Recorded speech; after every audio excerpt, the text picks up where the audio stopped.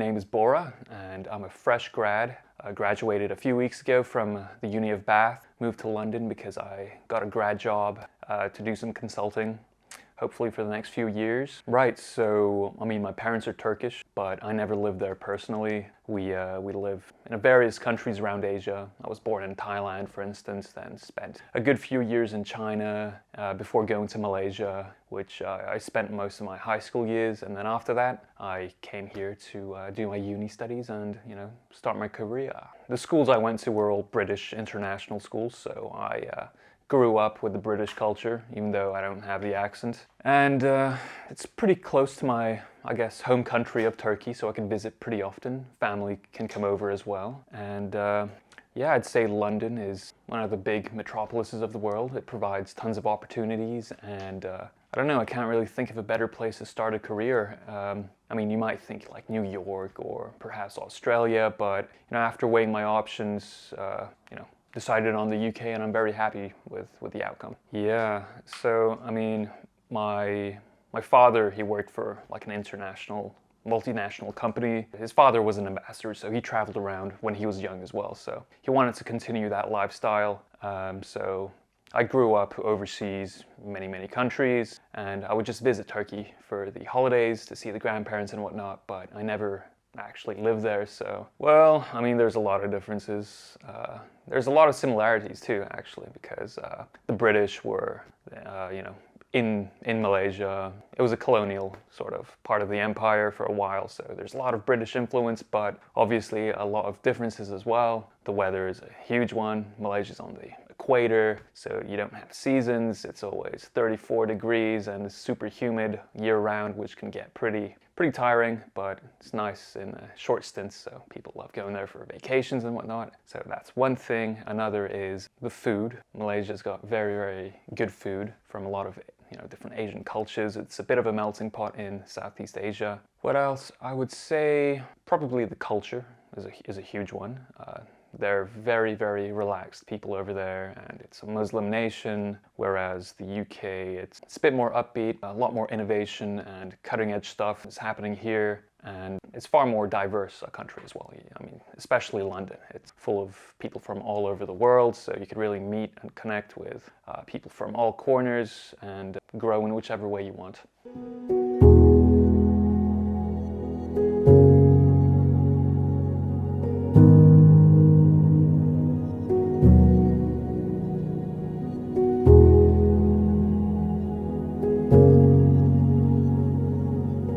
I interned in London like a year ago, spent 6 months here, and then I went back to Bath for uni, but I'm back now.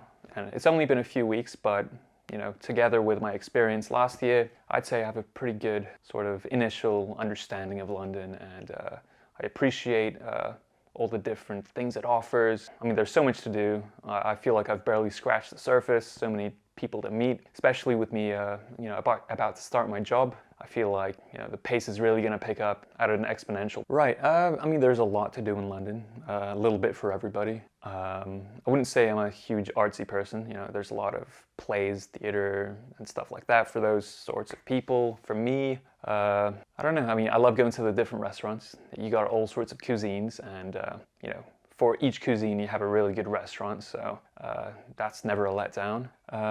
Also, I mean, you have different parts to London. Each one has a different vibe and microculture of its own, so it's fun taking the tube. 30 minutes can get you very far in London, so yeah, I spend a lot of my days traveling around, walking, and really building a mental map of what's where and who's there and whatnot. Well, in my schooling years, it being a British school, learn about the classics, Henry VIII, the Great Fire of London, learn about the Vikings, the Romans. I mean, there's a lot of history in this city. You got the World Wars as well. I think my favorite would probably be the Roman influence, because I think it's a pretty cool empire, and the influence they've had on multiple European countries over the centuries. I think it's definitely a net positive from my perspective anyway, and it's really cool seeing the influence both architecturally, but also I guess culturally as well. I interned in like the Canary Wharf area, and I really liked it there. I sort of liken it to like the Singapore of the UK. It's super new, modern, clean, and but it's not for everyone. It can be, I don't know, like it doesn't have the same culture, and sort of the soul of London isn't, you know, particularly there. But it's nice. Other parts of London I like have to be, I guess, the London Bridge, Tower Bridge area. You know, that's sort of where I'm going to be working, but I love visiting Borough Market, for instance.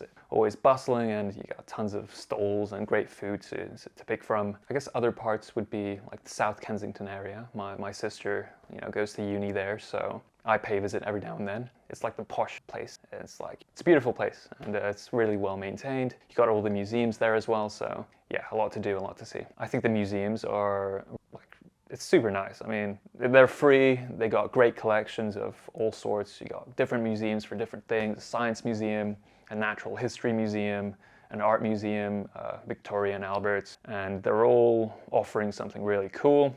I mean, I've been to the Natural History Museum like 5 times. You see some really cool stuff, and they update it with new stuff every now and then as well. So yeah, my favorite part of the Natural History Museum, it's gotta be like the aquatic life. I love fishing. I love fish, sharks, octopus, whatever. I remember seeing some really cool like deep sea creatures they put in like jars and pickled them, and there's a huge black marlin. It's like 3-4 meters long, and it's sitting in this huge glass tank, and yeah, I mean, it's stuff you don't see in other places.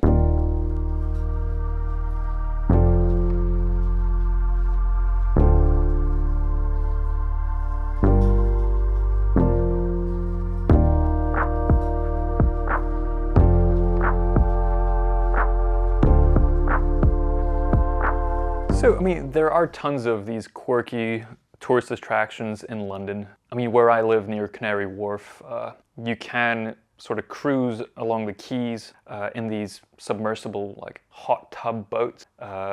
It's really cool. You could do that. They have like a barbecue version of it where you could grill some meat as you sort of steer the boat. But, I mean, I've always wanted to do it, but I don't know, I've never really come around to it. It's on my bucket list, and it's, you know, definitely something cool to do with friends. But yeah, definitely a summer thing. There's tons of parts to London, be it Canary Wharf, Central, like the City of London, South Kensington, Westminster. I think staying in one little area, you know, it can get stale, and you have all these microcosms, you know, micro environments everywhere. And I think what I enjoy is just circulating through it all, getting little tastes and experiences of it all. I think my favorites probably are, well, I like Canary Wharf because it's chill. Central can get a little crazy sometimes, especially during tourist season.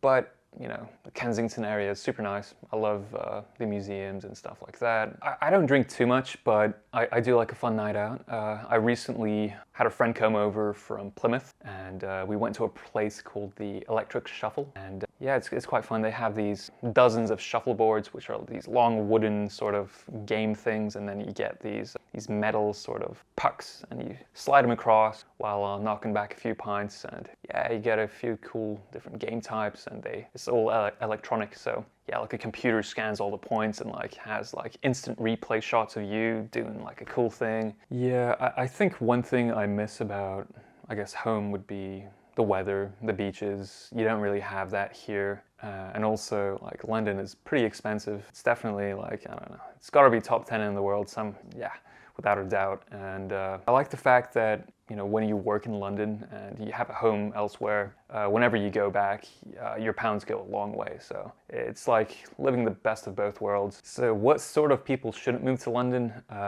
I don't know. I think that's a trick question because it's a city for pretty much everybody. You have areas all over the place which are so different from one another that you're bound to find a place that suits you. You know, perhaps people that hate cities, they might not have a great time, but you do have quieter places as well. I wouldn't say I had any culture shocks when I came to London because, you know, I'm used to big cities and stuff like that, and it's such a multicultural place that it feels pretty welcoming to anybody. I mean, it doesn't judge, it doesn't sort of try to enforce, you know, cultural norms or anything like that. So I'd say you feel pretty comfortable as a foreigner. Well, London is where dreams are made, career-wise. Especially if you're like an international guy and you want to really kickstart your career. There's few places that can really compete with London. Maybe New York, but that's a different sort of lifestyle. And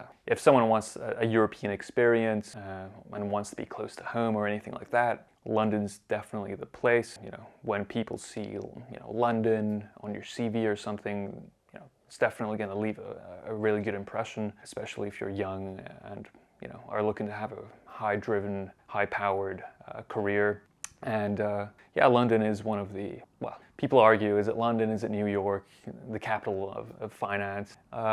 Probably New York in terms of like volume and stuff like that, but in terms of financial culture and richness, London is pretty unrivaled. So people that want to become finance professionals or consultants, London is top 3 in the world for places you want to start your career.